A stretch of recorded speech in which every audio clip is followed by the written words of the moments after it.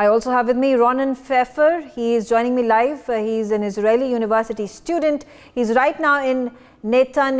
And Ronen, thank you for joining us on the telecast. And of course, my big question, are you safe and sound? Is your family and friends safe and sound? Well, thank you for having me, and namaste to everybody who is watching.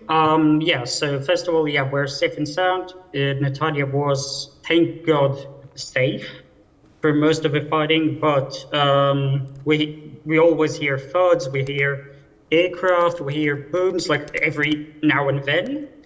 And a few days ago, we had a terrorist attack, but other than that, it's safe. We're safe here. Yeah. What were you doing on the 7th of October when this terrorist strike hit Israel? Were you in Netanya or were you in a different part of Israel? So as you can see, I am religious Jews. So Jews have what is called Shabbat. The Hamas attacked on the day of Shabbat, and specifically it was the holiday of Simchat Torah, which we celebrate the ending of the Torah. Now, most people, as you can see from the videos and whatever, most people were at home at the time of the attack in the south. So that's why they had the huge amounts of blood that were spilled by the Hamas terrorists. But Netanya, we had we knew we had something. That something happened because at 6:30 we had an alarm and we had to run to the shelter.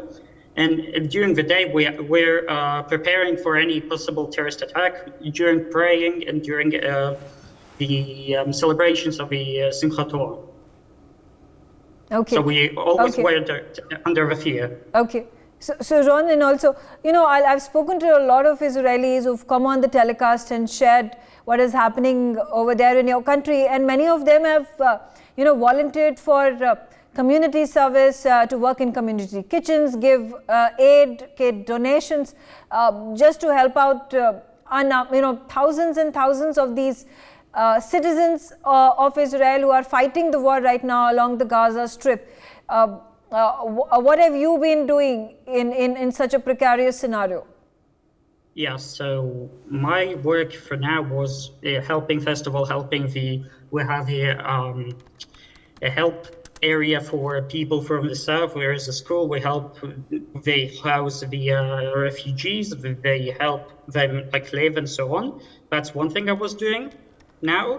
And the other thing I was doing, it's we basically are fighting in the social media against Hamas supporters. So we are mass reporting anything which supports Hamas in this terrible conflict. And we attack anyone who is, basically we teach people the real truth and the real situation on the ground here, what is happening. Yeah, that's my Also, the fact that people of Israel are living in constant fear. You are at war at all fronts. There are terrorist attacks, there are suicide bombs, airstrikes that are the norm in Israel. So, how does an Israeli, the people of Israel, have the resilience and how do you boost your morale in such tense and difficult situations? Well, mostly it's just basically about believing in a higher, like in religion. Basically, we believe in the higher being. We believe that if somebody came here, he has a purpose, and if something happens, then it's under God's control. Basically, God manages everything here, and if He made this situation, then something has to come. And if something has to come, then He will probably even save us from it. Not probably, but definitely will save us. And mostly people it's part, as you said, it's part of the norm here. So we are kind of used to it, what is happening. So we have drills, and every now and then we have Memorial Days, everything here is part of the idea of we need to survive. We can't let the Holocaust repeat itself. Yeah. That's the murder of the place, basically, of Israel. Yeah.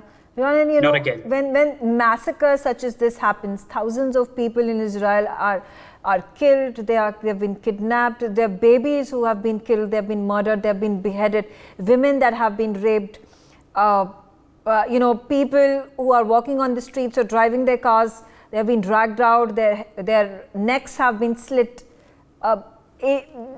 Don't you, and I'm supposing every citizen of Israel and every Jew must have this feeling of vengeance, you know, anger, frustration, to then take action against these terrorists who keep attacking the Jews because they find them to be in a minority, you know, very few in number.